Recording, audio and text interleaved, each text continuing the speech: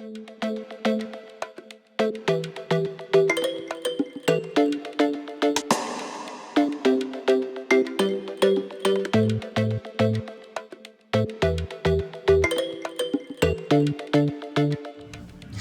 to Protecting Our Freedoms podcast. I'm your host, Joy Votrobek, here with my co-host, Mark Renehan. How are you today, Joy? I'm good. How are you, Mark? I'm fantastic. And this is the final in our 4-part series that we are doing on focusing on Cuba from the 1950s to the present. This is a special episode because we're welcoming back both Dr. Valdes and Dr. Ledon. We are going to hear from their different experiences in Cuba and leaving Cuba. Yes, and if you wanted to see our earlier shows, you can check us out on YouTube at the American Security Council Foundation, Protecting Our Freedoms. We're also on Rumble and Podbean and all the formats that you can find your podcasts on. And again, as Joy stated, today we have a special show. We have both two incredible men, two very fun and incredibly understandable guests, might I add, Drs. Ledon and Dr. Valdes. Both of them grew up in Cuba, have incredible stories, and both are authors. Dr. Valdez's book, Tarmac, can be purchased at Amazon, as well as Dr. Ledon's book here, A Cold July in Cuba. And I read them both. They are incredibly fast and easy and entertaining reads, and I would highly recommend them if you had a plane ride. But anyway, Doc and Doc, how are you? And thanks for being with us again. Thank for having us. Thank you. Thank you. All right, Thank so you. we were talking earlier, and we discussed briefly offline how you guys met, and we were discussing, I believe it's Salamanca University. Am I saying that correctly? Correct. All right, so, but I wanted to go back and start over. So for those of you who may have caught our earlier shows, we went over both of their books, and both of their stories are incredible. But I am curious, I know you guys didn't know each other growing up, but could you each describe your upbringing, and were they similar? Were they different? I know both of you had prominent fathers, but who were in different directions in terms of their supports of the people. I just thought maybe to give everyone a view of Cuba from the different views you two gentlemen have. Fred, why don't you take this one initially? Sure. Give a view of your growing up, and I'll do the same. Sure. I'm from. My dad was a landowner in Cuba. We had a couple of farms. We lived in a small town, a big house that came from my great grandfather, and the bigger farm was nearby.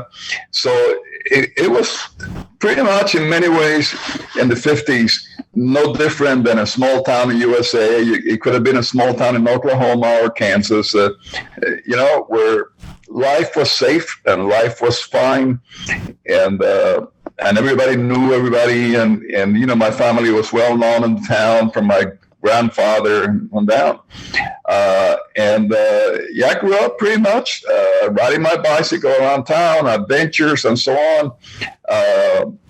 Going to the farm, fishing, hunting, wild turkeys. We had wild turkeys that used to go in between the sugarcane rows, and that's the easiest way to get them. So I had a shotgun, and so it was pretty much that kind of life. And the one point that I would like to bring forth later in the podcast is that that was not unique. That was pretty much, in spite of other problems and so on, some corruption, whatever, life was good. Life was prosperous and life was good. So basically that was it. And then overnight, things changed pretty much overnight. And I think we made that point in the last podcast, or the first one I did, that after the changes, everything was different. After the revolution came and all that, everything was different. Everything was different. Life.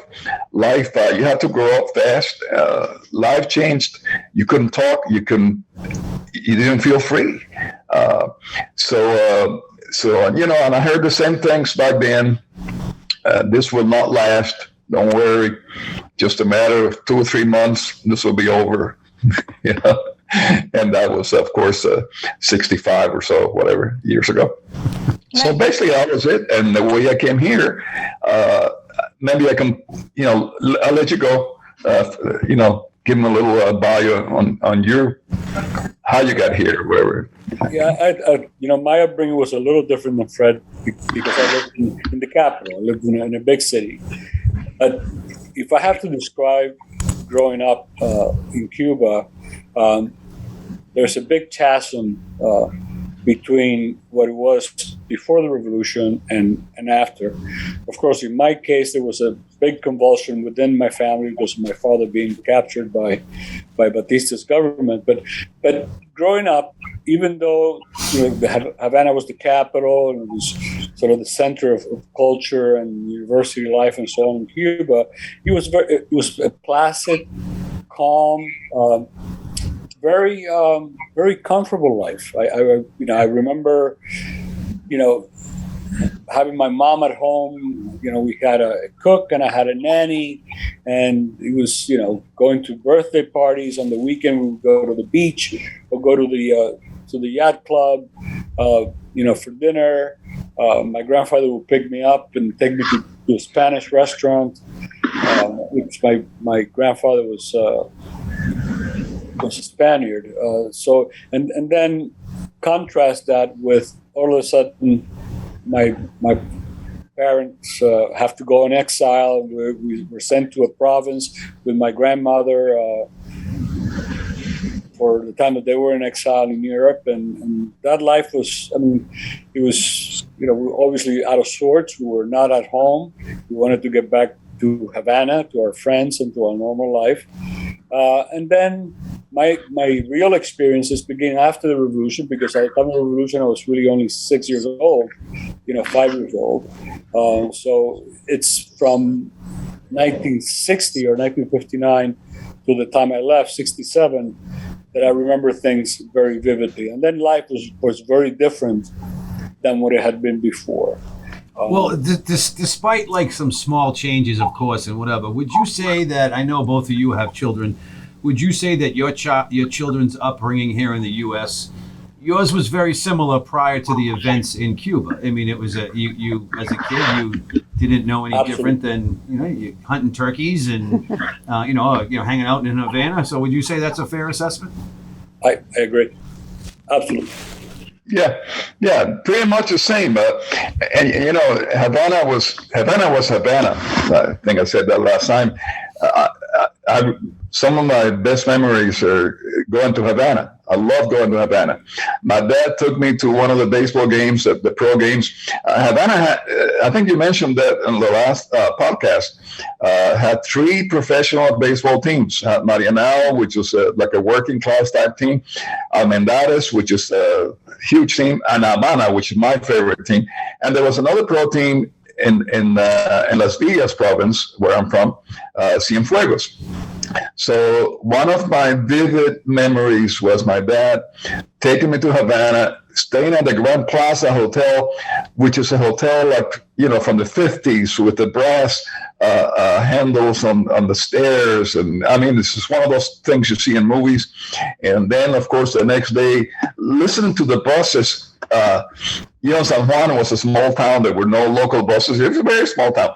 But Havana had buses running through the night. And to me, that was just an incredible experience to hear the buses on the street and people going out having food at 10 o'clock at night and 11 o'clock at night, bubbling with activity. And then going to the baseball game, seeing the grass, smelling the hot dogs, no different than a kid from Kansas or whatever going to a baseball game here. You don't forget that those experiences are absolutely incredible. I remember, I know it's a small thing, but Havana, Orange Crush was one of my favorite drinks, is soda.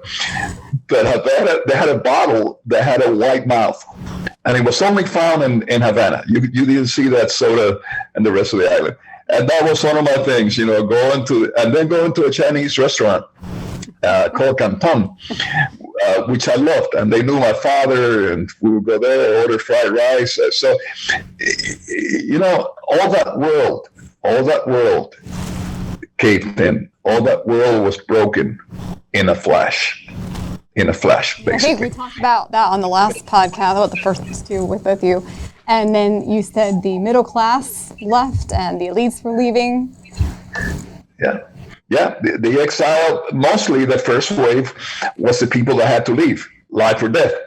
The higher class. But then it was followed by the professional class, the doctors, the dentists, the lawyers, the business owners, and so on.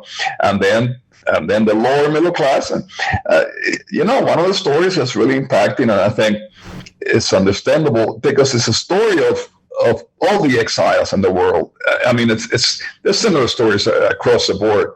But when my dad first came to this country, he had never done any physical work.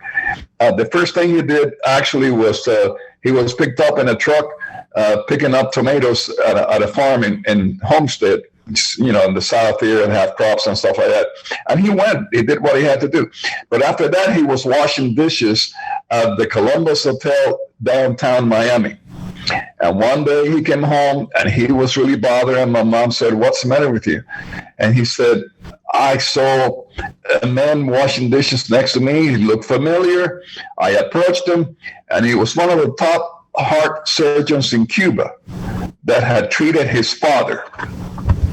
And my father recognizes him and walks to him and says, 'What are you doing here? Your hands, he was famous guy. I can't remember the name. And he told my dad, he said, "I have to do whatever I have to do to put food on the table." Those are things which is probably part of all exiles that I think need to be reminded, taught, and this podcast is a great thing because you don't hear this on typical things and other venues no, this is totally forgotten. It becomes political, and this is not political. This is human.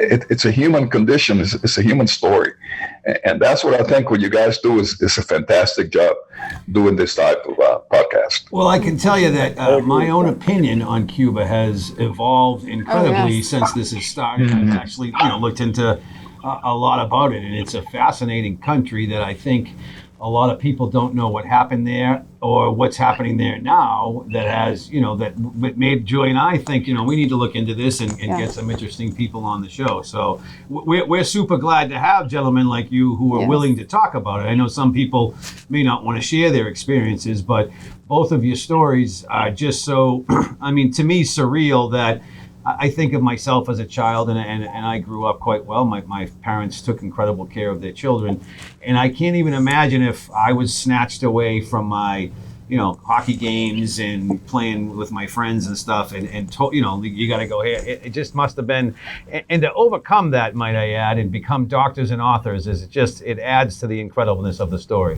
Yes. Very kind of you. Thank you. Yes.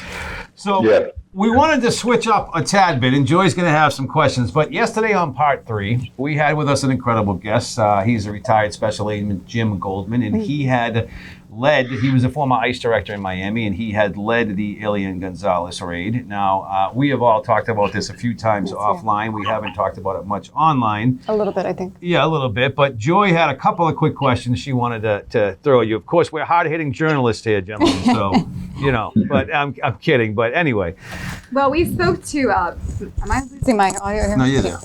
We spoke to Agent Goldman about the wet foot, dry foot policy for Cubans, and how that was discontinued in 2017 during the Obama administration when he opened up diplomatic relations.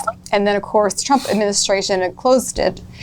So what are your thoughts, both of your thoughts or opinions on whether diplomatic relations should remain open or closed? That's a loaded question. Joy asked it, not me. Let me explain to you why. One of the things, because I didn't live in the United States for a long time, and Fred, I'm just going to start and then I'll let you. You go. One of the things that kind of shocked me when I first came to the United States is how strongly the Cuban exile community felt about no relations at all with Cuba. Let's completely block them out, do everything we can until those Castro brothers are gone. To me, that seemed the wrong approach. And what I mean by that is, remember that the reason they have been able to stay in power for so long is the isolation of Cuba. And that isolation was aided by the embargo, the travel bans, etc. I still think that if that hadn't been enacted, this deflux of tourism and people may have turned the tide a lot sooner, because people would have been exposed, like they began to be exposed in the 80s and 90s when the tourism from Canada and Spain and Mexico started coming in. People started to realize, hey, there's another world out there different than what they're telling us here.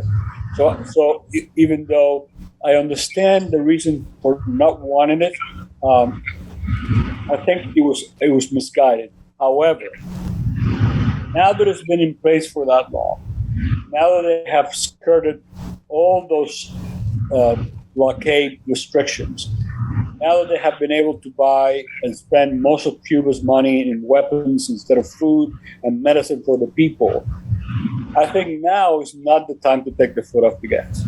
Because I think now the generals, the military in Cuba controls the flow of money completely. They own all the hotels, all the resorts, all the tourism.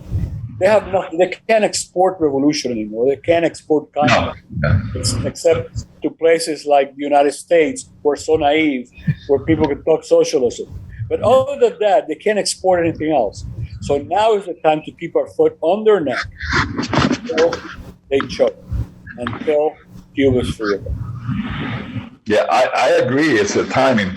I always said one of the factors that brought the Soviet Union down, in my opinion, you know what it was? McDonald's. That's actually what brought me down, Doc. Not the Soviet Union. Let me tell you why. When I saw on the news the first time, the weather was something like 20 degrees outside, and the first McDonald's had opened up in Moscow, and there were lines of people outside, like for 5 blocks, in that kind of weather, to get a Big Mac and fries. I thought, they're done. It's over. It's over. Okay. And it turned out to be right. So initially, I totally agree with him. Now it's the wrong time. Now you really have to keep the foot down. But there was a time where, I mean, it brought the Soviet Union down. You open a McDonald's in Havana today.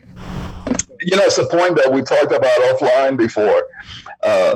The conditions have to be there. And Trump put it beautifully. He says, we're more than willing to open if you allow any kind of business to go there and start a business. Allow the Cubans here, anybody, to go and open a hamburger joint or whatever in Havana and through the island and see what happens. But they won't do that. They will not do that because they can't control it. Mm-hmm. So, a lot of industries in Cuba, from Italy and all other countries, they pay their workers. They don't pay the workers they pay the workers in Cuba money. The government exchanges that, and the worker gets paid in the Cuban. It's not even money. In Cuba, they have something called CEUs, which is a piece of paper that allows you to buy, half a pound of rice every 2 weeks or whatever. It's not dollars. So all that money actually stays in the government. Doesn't go to the people.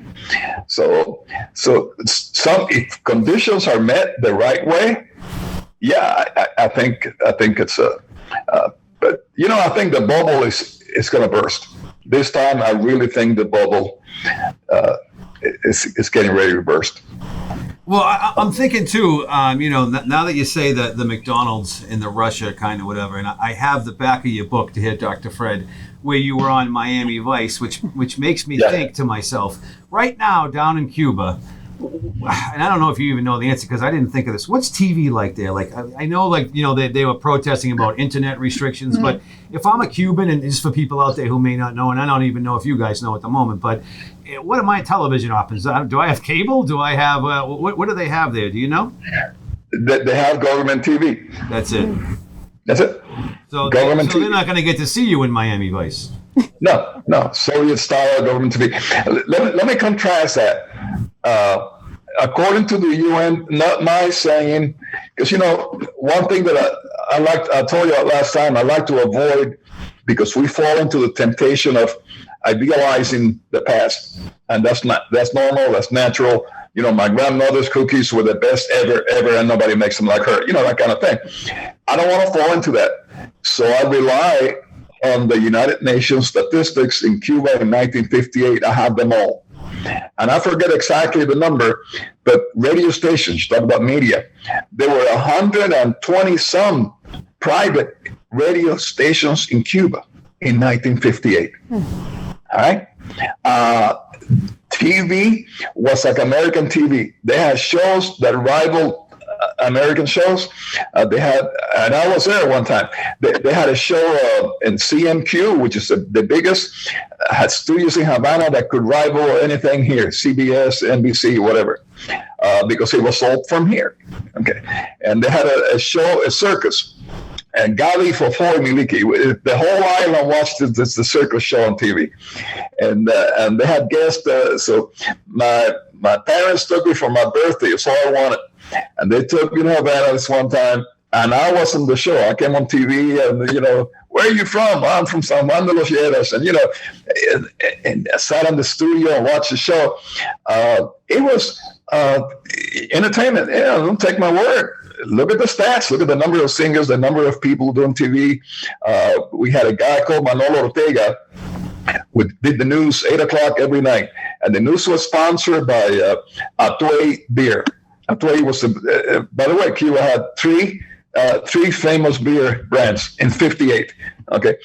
Atuey was a sponsor of the news. And at the end of every news broadcast at 8:30, ended up in the news has been brought to you by Atuey, the great beer of Cuba, and he would pour the beer on a trumpet stein, and he would down the stein in one hit. Good night. Okay, imagine Walter Cronkite drinking a Budweiser after the news. So it was the standards in Cuba were super high. So today it's just normal radio, normal press, and all that went away overnight. No radio, no TV, no press other than what the government. No, today it's just control.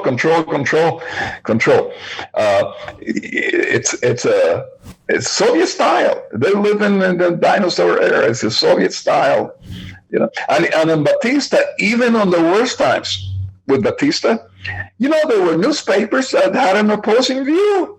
Right. There was a Diario La Marina, which had an opposing view, had editorials criticizing the Batista government. And they had one that was called Zigzag, which was like a National Lampoon type thing with characters like that. And they really cut into Batista, criticizing. So, freedom of the press, that's all gone. That all disappeared.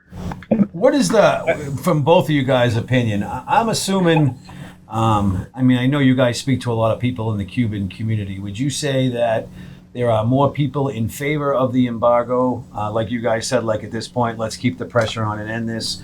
Or there are people out there who would disagree with that and think, we need to open it up, and maybe if we do, get McDonald's down there, which I don't think they would ever allow. The McRib is back this month, and we might be able to, get Cuba back. Or do you think that are you guys in the majority? I think we are, from an exile community point of view. It is true that the younger Cuban generations are perhaps losing the fervor that our generation has. But I believe we're still a majority. And I'm going to guess a big majority. I'm talking 75% of the exile Cubans feel that we shouldn't open the door yet, because all we're going to do is feed the beast that's there already and make it stronger. And what we need is for the people to continue being discontent and hopefully to speak up. And is that what's driving the current protests, you believe? Yeah, I think so. Absolutely. Things have not been improving in Cuba and the country. They've been deteriorating. So if there was little food before, there's even less now. If there was little gas and electricity, there are less now. So people are getting more and more impatient. And because there has been a big increase in tourism from the time that Fred and I left to now, especially in the last few years, with first when Obama opened, a lot of Cubans were able to visit with the families, and then with the Europeans, Canadians, etc. And even South Americans now. There's a big Mexican tourist contingent in Cuba. They're now aware of what's available to other people. So I think that's what's driving it, and I think that if we feed him now, if we feed that beast now, it's just going to prolong the suffering. So, yeah, I agree. If the country was, if the communists were removed and Cuba became an open and free country, I'm assuming you two would go back and visit. For sure, my case. Yep. Yeah. I like to see bucket list type thing. Yes. I like to see the house where I lived, if it's still there. I think it's still there. I like to see it. That house was my grandfather's house. He built it. And then my father lived in it. I lived in it. Then when I left, my aunt lived in it. And then they came. It's a big house, 3 bedrooms, but it's a big house, big property with a big backyard that you can put horses and stuff like that. And at one point, when my aunt was living there with her husband and her son and daughter, the government came and said, "This house is too big for you. Okay, it's too big for you. You need to bring more people here." So they put another family in the house. You couldn't say anything. They put another family in the house, and this family was bad. They stole some things from my aunt or whatever, and eventually, it's a sad story. I didn't want to make this into a, but her daughter committed suicide because she had no means of leaving, nothing, lost all hope, and my aunt died basically under those conditions. Her husband was sick, was not treated at the hospital because they knew he was not, a revolutionario. He was against the government, so he's a second-class citizen. So he died, bled to death in a hospital, aisle, and then she eventually died. And I look back and I go, wow, that was her life, really. A woman that was, happy and great and raising her kids, and that's a human side that's ignored, I would say, on purpose by what we call the media, but what we call the books have written and movies have been made, yada yada yada yada. No. Nobody has captured the human side. And it could be true in East and West Germany. We know that in East Germany, they used to throw kids over the fence. They used to throw babies over the fence so they wouldn't grow up in East Germany. So we know the stories. And I have a friend, older guy, who lived that. And when I talk to him, he goes, I lived that too. So he understands. Believe me, when you've gone through it, it has a whole different meaning than you heard it from, a movie or a documentary or whatever. So. And honestly, that story that you just heard from Fred repeated itself. Yes. 6 million households. 1 million households. Absolutely. Anybody who owned a piece of property or a home, it suddenly wasn't yours anymore. And if the guy in the neighborhood who was in the Communist Party decided that he wanted your house because it was better than his, well, this house is that's it. We're out of here. Yeah. There's a very powerful scene in the Andy Garcia movie, which name I am forgetting right now because I'm out of it, but where the Lost City. Yes, I believe the godson / nephew goes to his uncle's plantation to basically, he's a revolutionary, to tell him, like, we're taking your farm. And he's like, you're my blood. This has been and the guy has a heart attack. But it's just it's a powerful scene as to what happened. And again, just yet another thing that I think the majority of people don't know. I think the narratives of what we have seen on TVs over the years, men with beards came out of the mountains, seized Cuba, and now they're communists there, and communists, of course, are bad. But there's so much more to the story, and the people of Cuba. And I think it's important for people in the United States to know this. They're the exact same as us. And gentlemen like you had the exact same upbringing as me, the difference being at age 5 and 6, and I think at the exact ages, you had your life uprooted. The journey that you would take as a 5-year-old to just go to America, and I don't think I would have made it. I think I would have been probably dead or something within 5 or 10 years. Yeah, I was a little older than him, okay?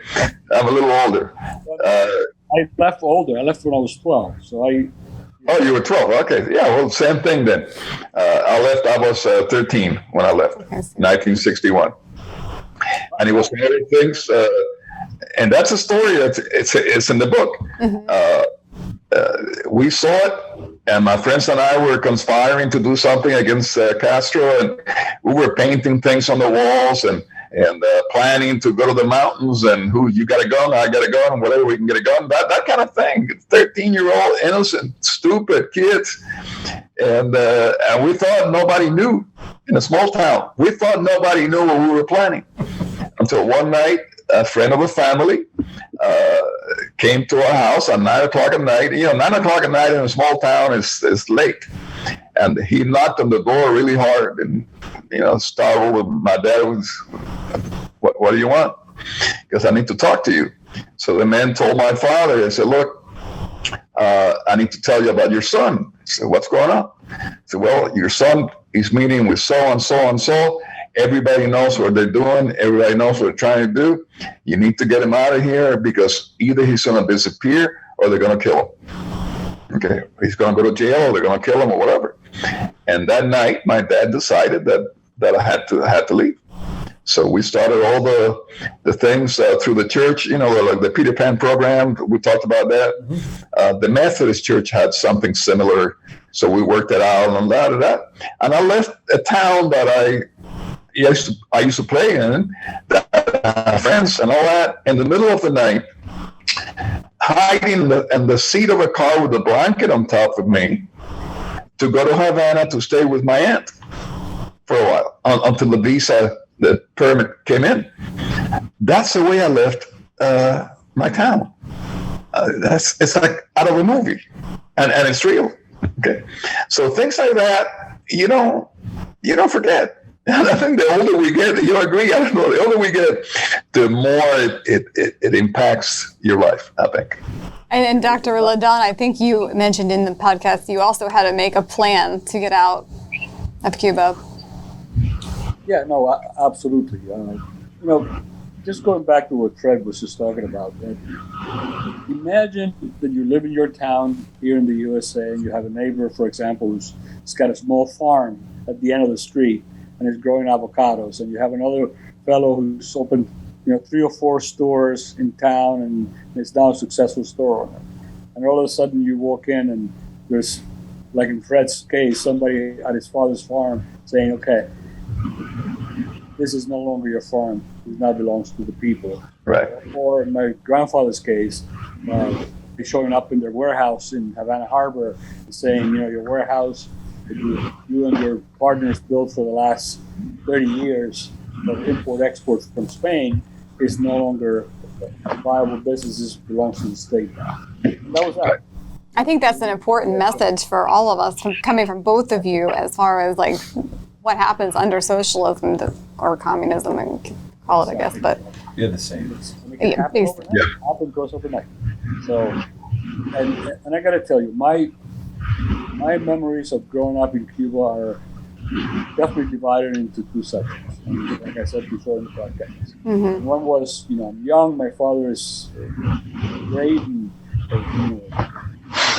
well-known anesthesiologists were having a normal life, and then suddenly all this happens, and the moment that they realize that you're not with the program, you become an outcast. All of a sudden, the neighborhood committee is watching every move that you make. Yeah. The friends that played with you on the street no longer want to play. Some of them will call you a gusano or worm because they know that you're now thinking of leaving Cuba.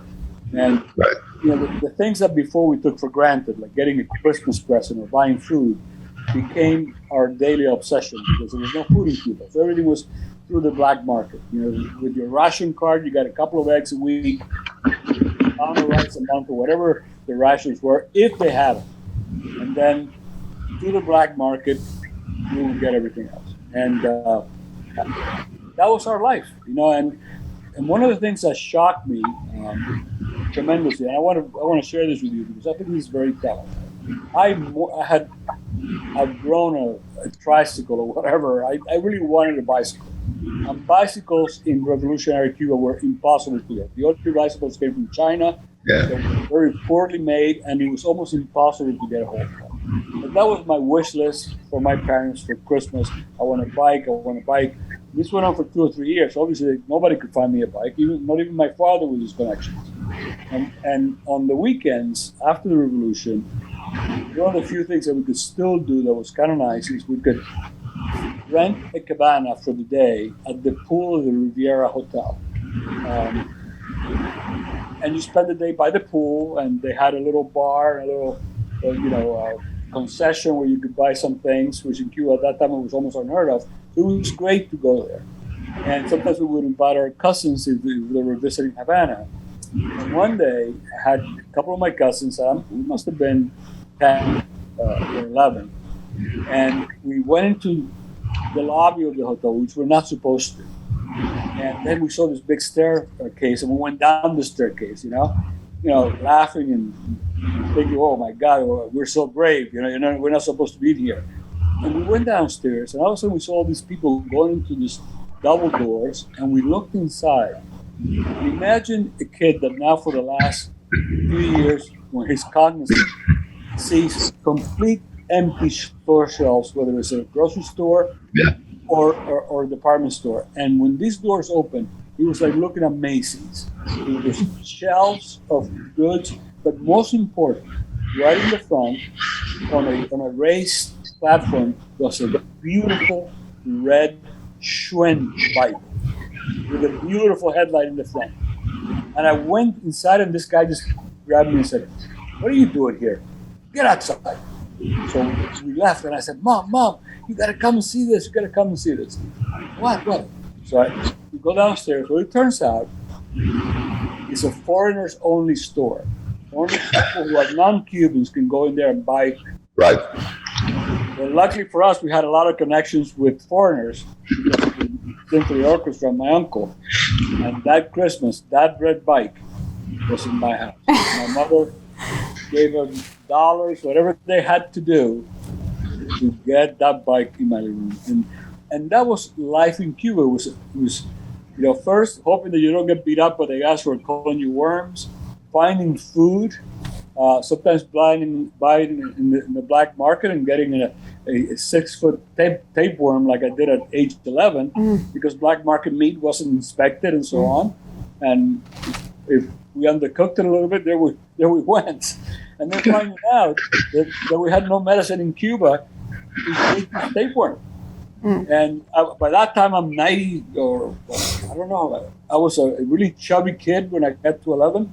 And then suddenly I was like a skeleton because this tapeworm was eating everything I ate. And luckily, my father still had enough connections to call East Germany and with a connection there. And they sent what I imagine was Purantel. I don't know what other drugs we had back in the 60s for this type of worm. But after 2 weeks of misery, because believe me, having a tapeworm is not a fun thing for a kid, and perhaps not a thing to discuss in a podcast. But finally, after 2 weeks, I was able to get these wafers that I would eat twice a day instead of meals for a week. And sure enough, after a week, I expelled this 5'6" long pork tapeworm. Wow. So that was life. It became a struggle to do everything, and it was a very different life than what was remembered before. Speaking of, Not to Sorry, interrupt you, some of it's them just get hit me in the picked up. head that, and I know you guys have someplace to be, and I don't want to hold you here forever, but I have one last quick question that I think we may even have to do a different podcast for. But you're both doctors, correct? So, what do you feel about the medical, I guess, system, the healthcare system in Cuba right now? I mean, a lot of people here want to see Medicare for all, socialized medicine, etc. What is your opinion on that down there? And again, I'm sure the two of you could talk on this subject for 6 hours, but just briefly, what maybe you think about that? Well, let me tell you something. Like everything else, like every question about Cuba, all those things, we have to take them. We have to take them in perspective and contrast. Cuba had an incredible medical system before Castro, one of the best in the world. Okay, original HMOs. Guess where they started? Started in Cuba. Cuba invented the HMO. Okay, and that's a fact. I'm not just we had famous doctors who did private practice, but they would go 2 or 3 days a week or whatever to public clinics. Patients were picked up, little buses, just like HMOs here, taken to the clinics and so on. So you have to start at that point. Okay, that they did have a great healthcare system in the 50s. Okay, so fast forward, the doctors are sending to other countries or whatever, mostly for political purposes and political favors. I just met, as a matter of fact, personal story. I just had my follow-up, my PCP, he retired some years back, which I hated because I've known the guy for like 40 years. And of course, he replaced, he had a couple of PAs or whatever, but I walked in last week for a follow-up physical, and I see a new guy. I go, oh, wow, new guy. And I see his name is Quintana, and I go, oh, okay. Where are you from? Of course. And of course, he's from Cuba, whatever, but from the later generation. He studied medicine in Cuba, and the whole thing came in the year 2000. And he told me some stories. He told me so straight from the source, what they knew, what they learned, how they had to improvise, how they had to disinfect instruments because they had nothing, modern for disinfection and so on. And he was sent to several countries, Costa Rica and some other countries. So they improvise, they adapt, they overcome, just like the mechanics in Cuba, the best mechanics in the world are probably in Cuba, because they have to improvise and keep those 50s cars running with cannibalized parts from here and there. The same thing happens in medicine. So, socialized medicine, if it was so great, I guess you would see thousands of people taking boats to go to Cuba and live there. You know what I'm saying? No, we don't have enough time for this because this is really a theme that we could talk on forever. But just to reiterate what Fred just said, the healthcare system in Cuba right now for Cubans is non-existent. They have no medicines, they have no supplies. I've been for 40 years in a community full of Cubans who had family in Cuba. And I've spent 40 years sending medicines and samples to Cuba because sometimes if you needed surgery, you had to bring your own sutures, your own sheets to the hospital, your own IVs, and your own antibiotics. Wow. The medical system that they touted was a tourist medical system, which was for show, to showcase Cuban medicine because Cuba made a name of exporting doctors. But that health system was not available to Cubans.